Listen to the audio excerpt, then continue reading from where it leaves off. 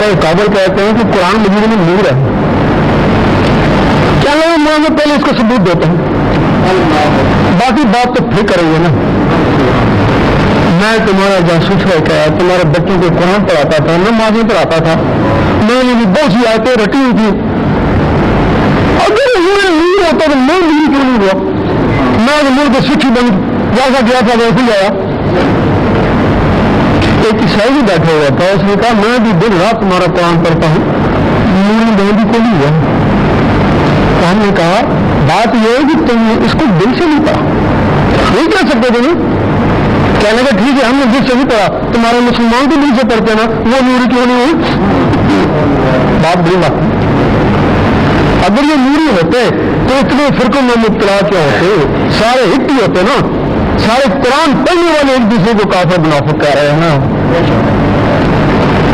مقصد یہ ہے کہ وہ قرآن ان کے اندر اترا نہیں ہے, اندر جاتا تو نور بنتا نا, وہ دوائی اندر جائے تو شفا دے نا, قرآن دل میں جائے تو نور پہنچائے نا. تو قرآن ان کے دلوں میں اترا ہے. جب قرآن دلوں میں نہیں اترا, اس دل میں دو چیزیں ہیں, یا اللہ یا شیطان. یا تمہارے دل میں اللہ ہوگا, اگر اللہ نہیں ہے تو شیطان ہوگا. میں نے تم سے باہر سے بڑے نمازیوں کا بھی بولا, اگر تمہارا دل خالی ہے اس میں شیطان ہے. لوگ کہتے ہیں ہم تو تلاوت کرتے ہیں, نمازیں پڑھتے ہیں, ہمارے سے شیطان کا کیا کام؟ کہتے ہیں نا, یہ بہت بڑا دھوکہ ہے. بھائی تو نماز پڑھتا ہے, تیرے دل میں وسوسے کیوں آتے ہیں؟ یہ تو اللہ کے حضور کھڑا ہے, یہ سوچنا بھی نہیں چاہتا, وہ اسی طرح دل میں آتے ہیں. تو دل میں شیطان ہی تب آتے ہیں, یہ شیطان ہے تب آتے ہیں نا. تو کیسے کہتے ہیں شیطان کو میرے ساتھ کیا کہیں گے؟ وہ آتا ہے تمہاری نماز خراب کر کے چلا جاتا ہے. نماز خراب ہوتی ہے تب وہ آتا ہے نا, وہ تمہارا اللہ کے درمیان ایک ٹیلیفون ہے, اس میں وہ بیٹھ جاتے ہیں. جب تمہارے دل میں اللہ اللہ گھومے گا, دل کی دھڑکنیں اللہ اللہ پکاریں گی, اس وقت جب تم نماز پڑھو پھر بھی شیطان آئے گا تمہاری نماز خراب کرنے کے لیے. ایک دن حضرت ابو بکر صدیق رضی اللہ تعالیٰ نے حضور پاک سے فرمایا کہ جب میں نماز پڑھتا ہوں تو مجھ کے وسوسے آتے ہیں. آپ نے فرمایا تمہیں دو قسم کا سوال مل رہا ہے, لیکن نماز پڑھنے کا اور جہاد کرنے کا. جب وہ شیطان آتا ہے اس کے دل میں اللہ اللہ ہو رہی ہے, اور اس کو باہر نکالتی ہے وسوسے کو, پھر وہ آتا ہے پھر اللہ اللہ اس کو باہر نکالتی ہے. یہ تو جہاد ہو رہا ہے نا. اب جو وسوسے آ کے چپ کر کے بیٹھ گئے, جہاد تو نہیں ہے نا, وہ تو شکست ہے, پھر تو شکست ہے. اس وقت ضروری ہے یہ دین اللہ کا دین ہے, اس کو دین الہی بولتے ہیں. یہ آیا کرتا تھا خاص خاص بندوں کے لیے, جن لوگوں کے لیے دین آیا, عشق آیا, خواجہ صاحب بن گئے اور داتا صاحب بن گئے. یہ صرف انہیں لوگوں کے لیے تھا جن کو اللہ چاہتا تھا. اب اللہ نے اس کو عام کر دیا, جو بھی آئے لبیک سمجھے, جو بھی ہے لبیک, عیسائی ہے, ہندو ہے, سکھ ہے, مسلمان ہے, کوئی بھی ہے, یہ علم سب کے لیے ہے. اور جس میں وہ علم چلا جائے گا وہ تو اللہ کا عاشق ہو جائے گا. جب اللہ کا عاشق ہو جائے گا تو جدھر اللہ ادھر ہے.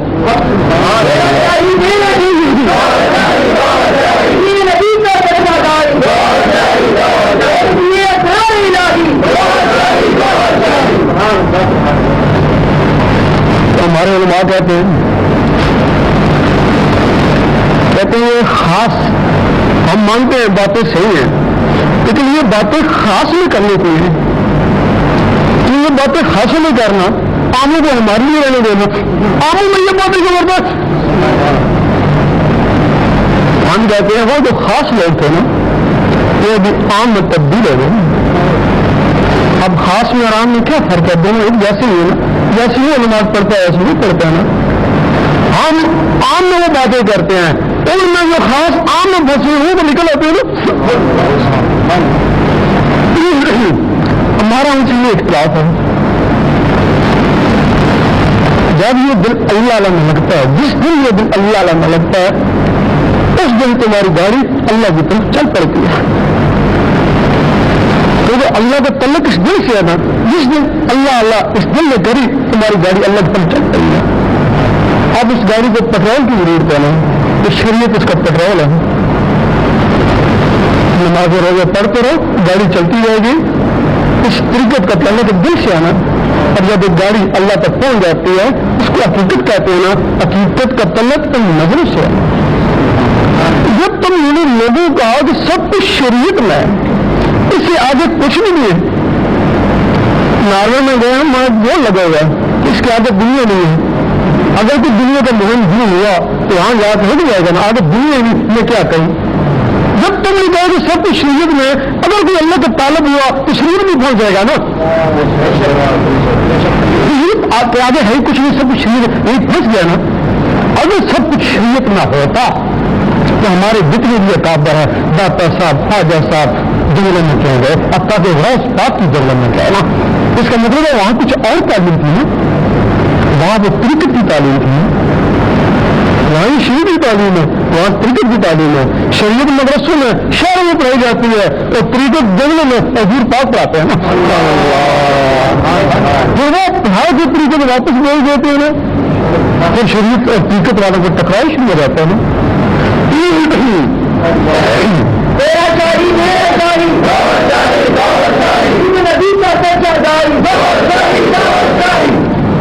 میں بھی نہیں جاتے ہیں, ہمارے ماں پیچھے جاتے ہیں, کہتے ہیں اس کو بس کچھ بیان نہیں کرنے دو. جتنا وہ روکتے ہیں اتنا عروج ہے. اللہ رسول کو حکم ہے. ہم نوجوانوں کے پاس جاتے ہیں تو طالب ہے کہ مجھے اللہ کی طلب ہے, تو نماز پڑھ, قرآن پڑھتا ہے, ساری شریعت اپناتا ہے, داڑھی بھی رکھ لیتا ہے. 5-6 سال ہو گئے, مولوی صاحب کی رب کا نام و نشان نہیں. تو ایسا کر سیاست میں آ جا. سیاست حضور پاک نے کری تھی تو سیاست میں اس کو لگا لیتی. 5-6 سال سیاست میں لگ گیا. مولوی صاحب اللہ کا نام و نشان نہیں, کہ تو جہاد کر. اس کو فضیلت ہے کہ جہاد کیا, تو وہ یار سنیما بھی کہتے تو ان کو مار, وہ تجھے ماریں گے, جہاد شروع ہو گئی. اس طرح نوجوانوں کی زندگی جو ہے وہ برباد ہو رہی ہے, تو زندگی برباد ہو رہی ہے. پھر عالموں میں بھی کئی قسم کے عالم ہیں. ایک عالم ربانی ہے وہ جس کے سینے میں قرآن اترا, اس کو عالم ربانی کہتے ہیں. وہ قاری نظر آتا ہے لیکن حقیقت میں ہے قرآن. جس طرح اس قرآن کی تعظیم کر رہے, اس کو چون نہیں سکتے ہیں, اس کو پش نہیں کر سکتے, اس طرح اس عالم کو چون سکتے ہیں اور اس کو پش نہیں کر سکتے کیونکہ اس کے اندر قرآن ہے. اس کو عالم ربانی کہتے ہیں. اس نے کافروں کو مسلمان بنایا ہے.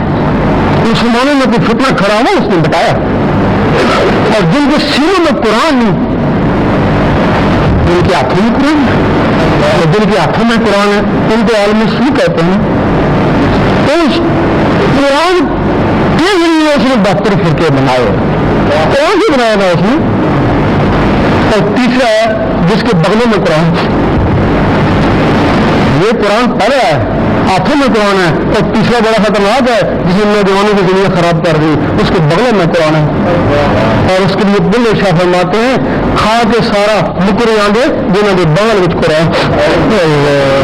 صبح کہتے ہیں بے نظیر کافر ہے, شام کو جب پیسے ملتے ہیں کہتے ہیں ہم نے تو کہا ہی نہیں تھا. وہ اس قرآن کی آڑ میں سیاست کرتے ہیں نا, قرآن کی آڑ میں سیاست کرتے ہیں اور کہتے ہیں حضور پاک نے بھی سیاست کری تھی. حضور پاک نے ایسی سیاست تھوڑی کی تھی. پھر کہتے ہیں کہ جہاں سلطان کے سامنے کلمہ حق کہنا جہاد ہے. یعنی جو بھی حکومت ہے اس کے خلاف یہی ان کی ہوتی ہے, حدیث ہی ہوتی ہے نا. یہ پہلی بات تو ہے کہ حضور پاک کے زمانے میں جاب سلطان مسلمانوں میں قائم تھا. اگر کوئی ہوتا ہے معافی کر لیتے ہیں, ظاہر نہیں کرتے. یہ تو آپ نے کافروں کو نہیں کہا تھا نا, یہ مسلمانوں میں پھر کر کے آپس میں لڑاتے ہیں نا.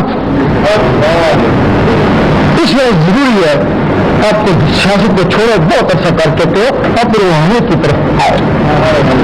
وہ 5-6 سال جو تم سیاست میں گزارے کچھ نہیں ملا.